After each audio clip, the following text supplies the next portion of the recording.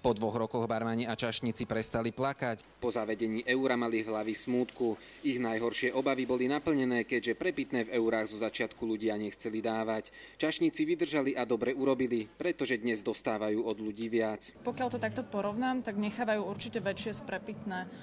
Zaokrúhluje sa to skôr k tým 50 centom. Kým predtým zákazníci dávali 5 korún staré mene, teraz je to 50 centov. A veru v prepočte na už neexistujúcu korunu, to znamená trojnásobný tringelt. Väčšie, lebo inak to berú teraz tie centy a tie koruny. Teraz som nechala teda 50 centov. Účet bol, myslím, že 15 eur. Ak by sme brali do úvahy priemerné prepitné vo výške 50 centov a čašník by obslúžil počas jedného dňa 80 zákazníkov, prilepšil by si o 40 eur. Výška tohto príjmu však závisí od viacerých faktorov. Závisí to od toho, aký bol servis. Čašník v centre hlavného mesta dostane mesačne aj 700 eur na prepitnom. V okrajovej časti alebo v iných mestách je to zväčša okolo 400 až 500 eur. Dávate viac peňazí teraz, keď je euro, alebo ste dávali viac, keď bola slovenská koruna?